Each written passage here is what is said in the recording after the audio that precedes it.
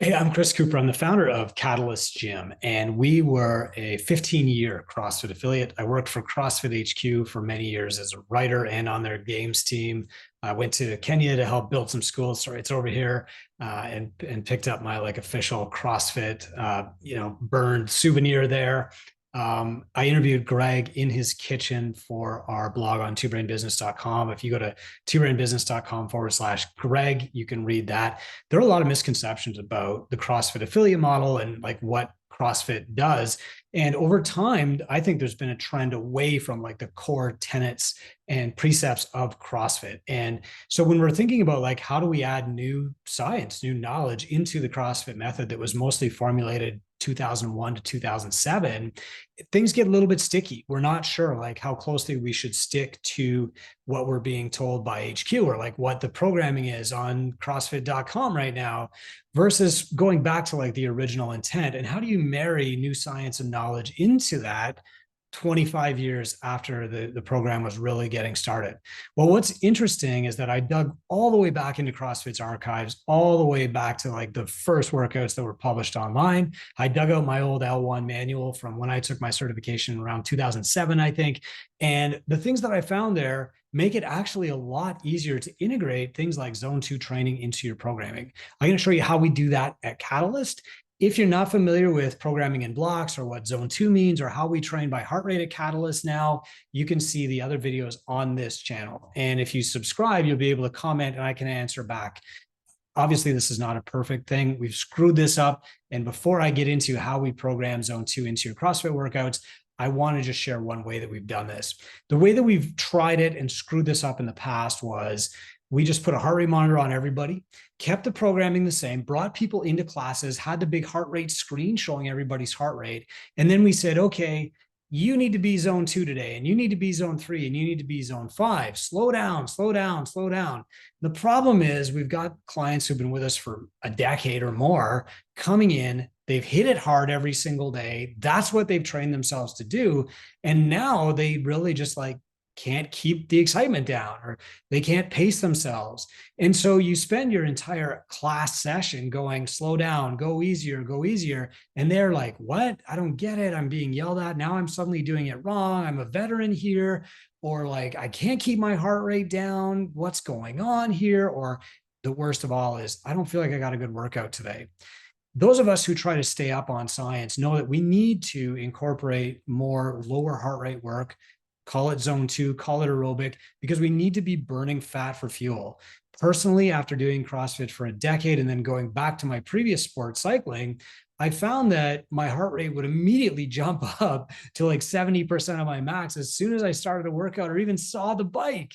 And so obviously I wasn't burning fat. I had lost some metabolic flexibility. I'm sure this was my misunderstanding of the CrossFit method and what we were supposed to be doing. But I think a lot of other people face the same challenges. So I'm going to show you how we program and how it fits into CrossFit programming.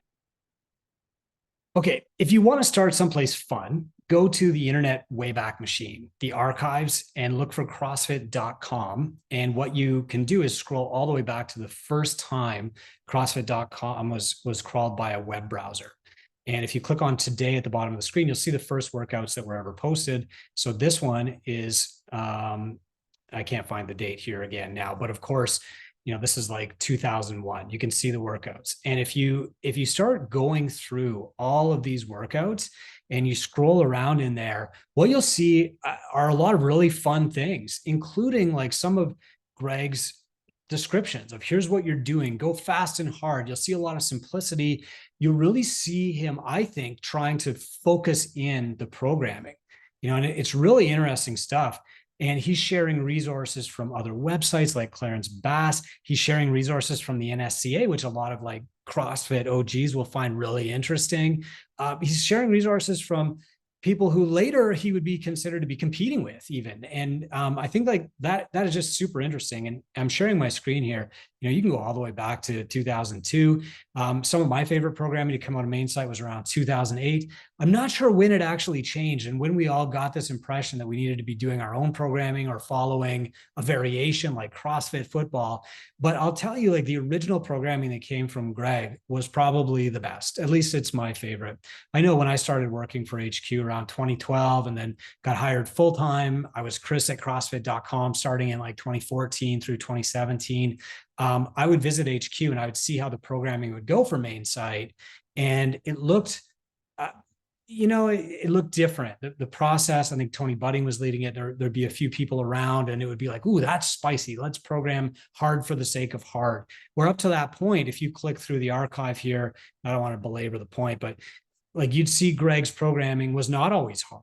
And sometimes it was just like, go outside, go ride your bike. And you can find that stuff if you click through here. So I'm not going to belabor it. Here's a great example, right? Row 1K, rest 10 minutes. Row 1K, rest 10 minutes. Like obviously you're going full out for that 1K, but it's not like an AMRAP. It's not like the modern day things that you would see on the site, right? Or for example, like here's another day where they're just deadlifting and talking with some of the OGs at CrossFit, like Greg Amundsen, he'd say, some days we would go in and just climb the rope. So one thing that was really different about CrossFit workouts as programmed by Greg in the gym was that he would program for a month. He would look at his clients' results and say, what do we need to address here? Like, where are they weak? And then, after auditing that program, he would build the next program. And I think like that's missing from a lot of gyms right now too, especially when you pay for programming from a big service. This can save you lots of time. It's great. It's really easy to leverage. You pay $99 or $129 a month or whatever you get your program, and they're fun, but they're not tailored to your gym. The other thing that a lot of them don't do is include any kind of aerobic or zone 2, and that's what we're here today for. So if I pull out my original CrossFit L1 guide from like 2007, it included this programming template. And I'm not sure if that's still in the L1 guide. I didn't renew my certification 5 years ago because I'd already done it maybe 5 times. But if we look at this and we look at like what Greg had in the program, you've got monostructural, you've got gymnastics, and you've got weightlifting. Now, obviously, these do not describe 3 different types of metabolism. Instead, what they describe is types of movement. And if you look at monostructural, though, he's got this note calling it cardio. Well, what's interesting with that is that most aerobic work, I don't know if that's cardio in your mind or not, but like most aerobic work of zone 2 or less is going to be monostructural. That means like you're doing one thing, running, cycling, swimming, rucking. You're doing that over and over and over. It's usually a cyclic type movement. You just repeat, repeat, repeat. You're not doing 50 different things, because when you add complexity, your heart rate generally goes up. The more basic you can keep the workout, the easier it is to stay in an aerobic zone. And so if we replace that monostructural with something that you can do aerobically, cycling, running, jogging, rucking, swimming again, we can supplant that into this same programming template. And then if you look at the other 2, G and W, well, the next easiest thing to address is that W, that weightlifting, powerlifting, and Olympic lifts. A little bit of a redundant description there because weightlifting is Olympic lifting. But if it's just like strength work, we can replace that. Okay. So W becomes strength work. And then what's in the middle here? Well, you've got gymnastics, bodyweight exercises. He was doing a lot of calisthenics. Those things like raise your heart rate up. And if you're doing them in sequence and not working on skills, but using them as a metabolic tool, those can become your HIIT, your high intensity interval training. So if we take your M and we make that your aerobic, and we take your G and we make that your high intensity intervals, your HIIT, and we take your weightlifting and we make that your strength, we can copy this exact same template here and we can do the same thing. So now A is aerobic, B is HIIT, C is strength. Okay. This is the heart rate zone. Again, if you don't know what that means, just look at our other videos on YouTube. And you can plug those in. So if you're using a 5-day model, if you're an affiliate and you're mostly running Monday to Friday with maybe like a one workout on the weekend, you can plug that in. So now you've got a day that's just aerobic. You've got a day that's HIIT and strength. You've got a day that's all 3. You've got a day that's aerobic and HIIT, and you've got a day that's just strength in week 1. Okay. Super fun. You're probably already thinking like, wow, what would I do if I had a day that was just strength? Well, I'm going to show you in a moment. Here's what this looks like in practice. Okay, so then, you go to week 2, and instead of the ABC pattern, you go BCA. So you start off with, you've got one day that's just HIIT. Well, that's a longer Metcon, isn't it? And then you've got a day that's strength followed by aerobic. Well, that's interesting, because instead of just doing the standard template of strength and then HIIT every single day, what if we actually did strength and then burn some fat, got aerobic? And then what if we did HIIT and then strength and then aerobic? Like, how would we program for that? And that's where things start to get really interesting. So now what I've done is I've taken this concept and I've programmed it into a month. Okay, so here's June, for example. The date doesn't matter. Sunday is a rest day for us. We close the gym. Monday, though, what if you've just got an aerobic day? So the process of programming like this goes like this. First, you want some kind of challenge every single month. Okay, so you might pick like a CrossFit workout if you want to, like a Fight Gone Bad or a Fran, something that people can measure themselves against. You might pick something in the community, like a community 5-10K. You might do like a hero workout like Murph. You might send everybody to whatever, right? You're going to pick some kind of challenge every month. You're going to program that in. Then you're going to just do the easy stuff, program the weekend. So you start by going Saturday. We're always going to have a HIIT workout. We're always going to have partners. Sunday's always going to be closed. Program those in. Then you start going through that template that we just defined. Okay. So day 1, we know it's a Sunday, it's a rest day. Day 2, pure aerobic.